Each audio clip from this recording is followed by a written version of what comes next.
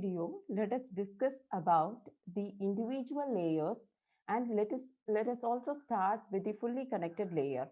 This layer is sometimes called as the dense layer because each neuron is connected to other neuron in dense fashion. So now we should have a complete knowledge on feed forward as well as back propagation.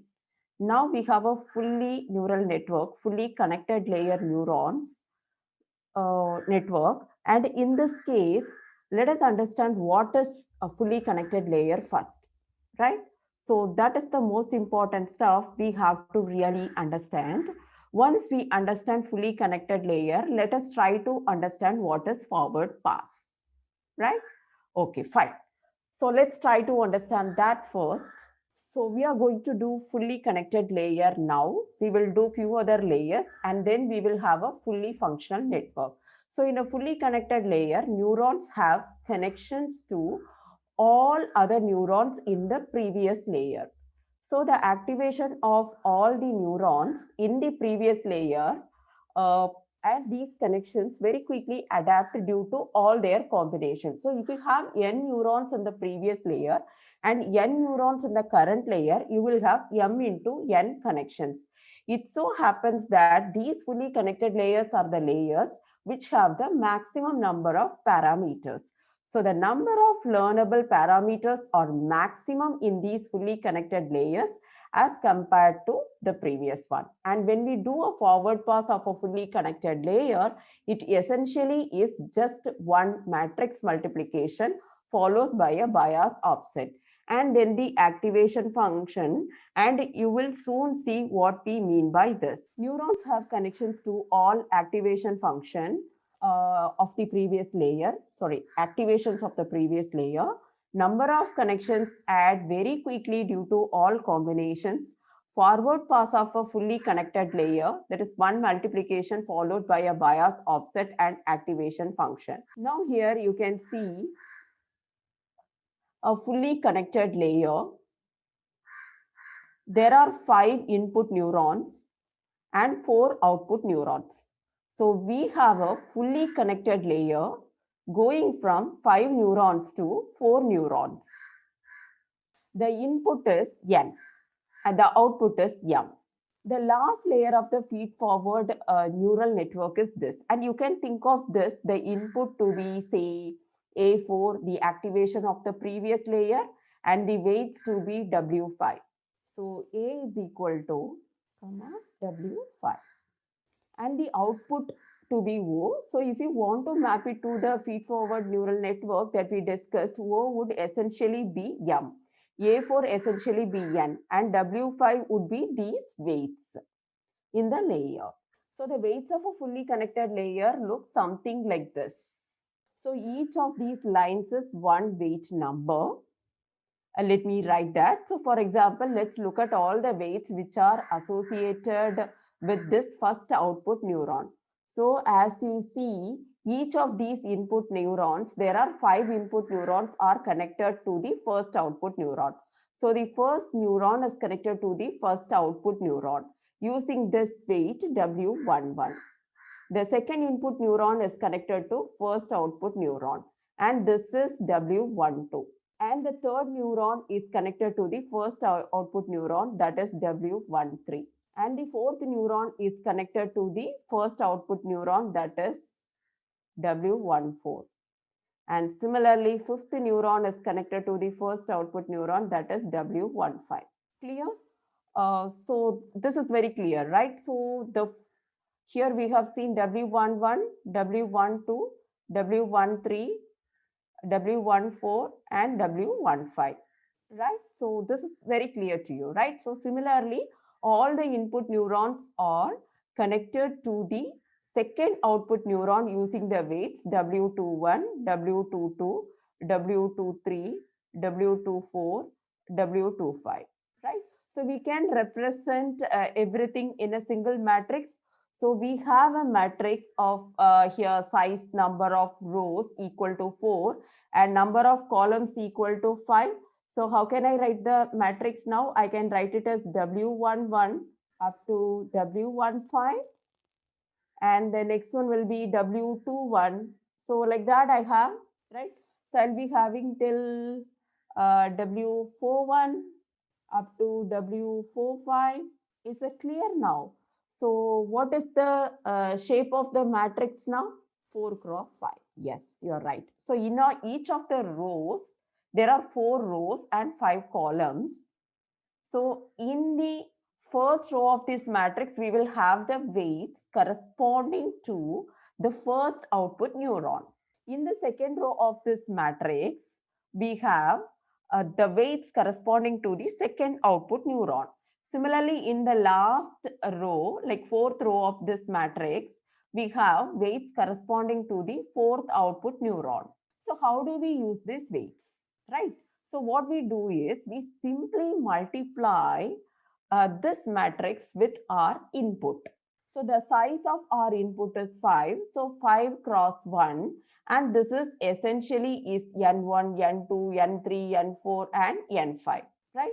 So now what happens when we multiply this vector with this matrix? So what do we get? When you multiply this with this matrix, what do we get? So here we will be having 5 cross 1 matrix, right? 5 cross 1 matrix, right? So when you multiply this by N1, N2, N3, N4, N5, so what is going to be the output now? So we will be getting the output as 4 cross 1, yes?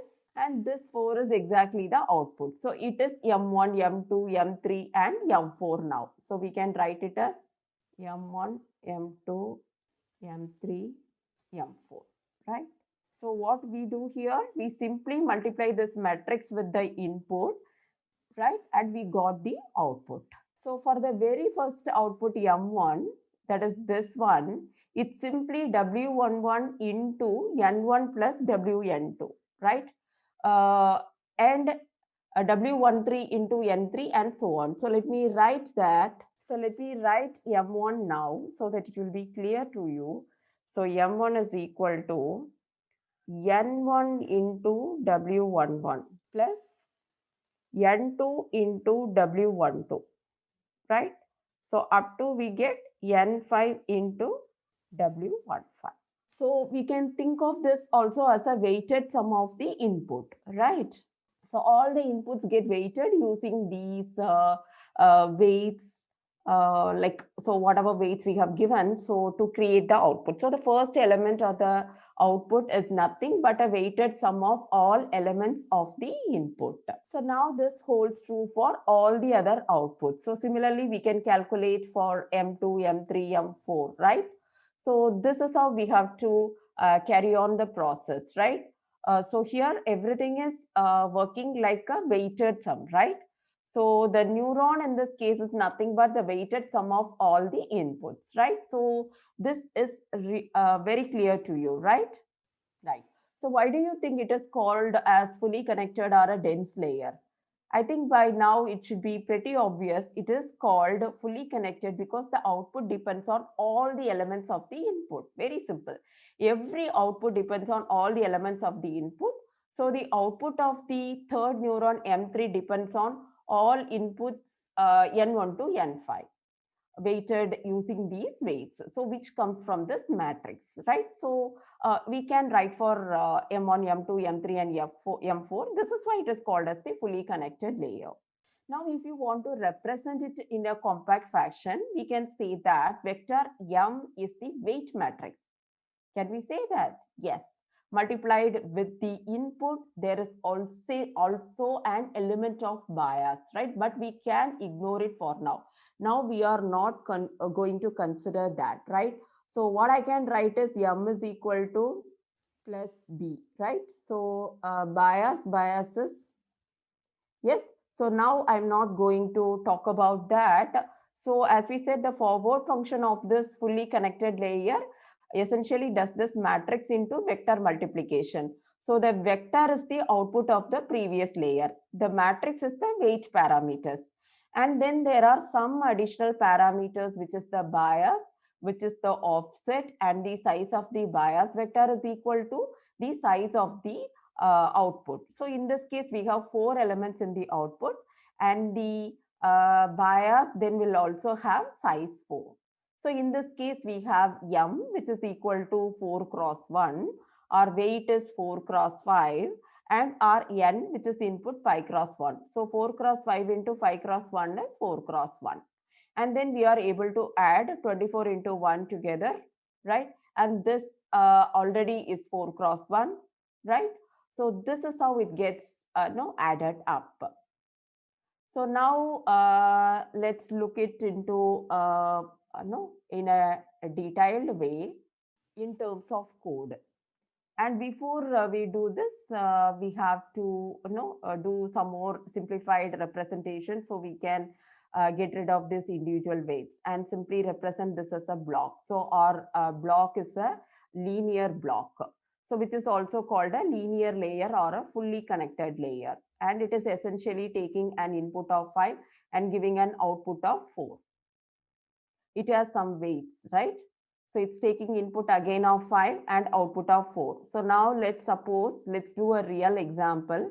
Let's do the forward pass of this fully connected layer using a real example in Python. So let's assume that the array or the input is this, so n is 5 numbers and those 5 numbers happen to be these numbers, okay? So now we create, say, some random 5 numbers and we we want to use these as input and forward and through our fully connected layer. So let's write some Python code for that. And this is real Python code which we will be using it in a notebook to actually train MNIST digits. So we will build it from the scratch, right? So let's define a class linear and we have this the constructor, right? And this constructor is nothing but doing some bookkeeping.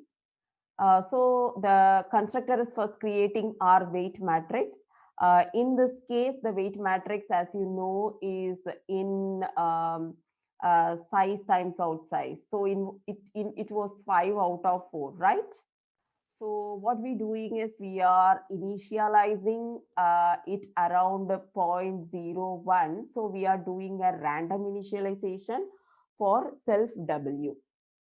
So this is our class variable. We have class variable W. We have another class variable B. So what is B? Bias, right? So what is the size of the bias? So that is equal to 1 cross size of output. So our output is of size 4. So in this case, the size of bias will be 1, 4. So we can have a list which is essentially taking both of these and putting into a list, a Python list. So it's just easy to deal with. For example, we can take over all elements in params instead of remembering what all trainable parameters were there. And these are the 3 quantities that we will use during the backward propagation. So we will have 3 quantities and those 3 quantities are what? It is grad W, which is the gradients for the weights, right? So it is grad W. So let me take that. So grad W, which is for the weights, and grad B, which is for the gradients for the bias, and grad input is the gradients that we need to pass to the previous layer for the chain rule to work for the previous layer.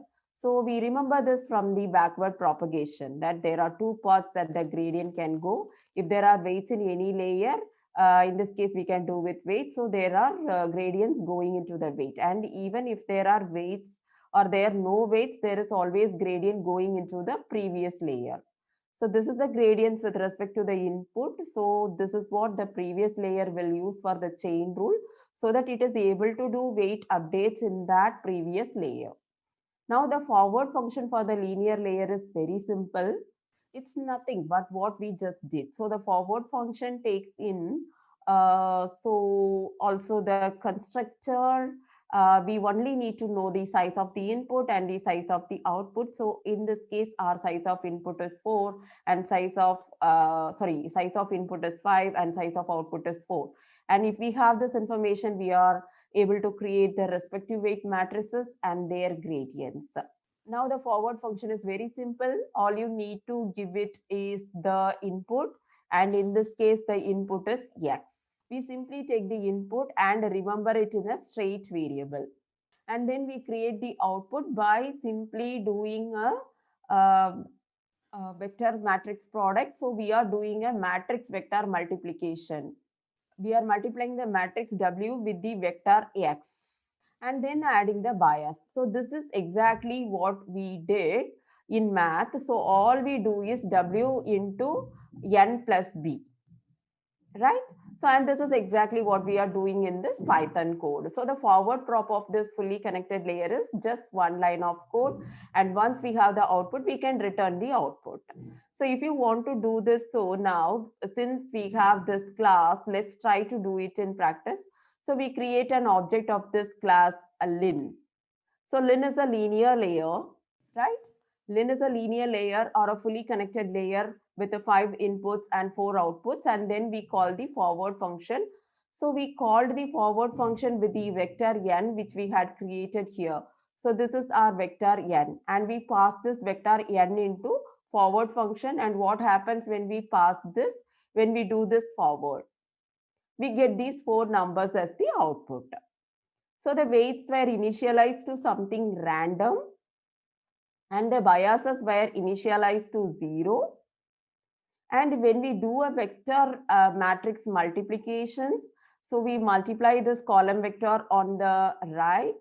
So we have a matrix on the left, the column vector on the right. And when we multiply it and then we add the bias. So we get these 4 outputs. So this was the forward pass and it is very simple.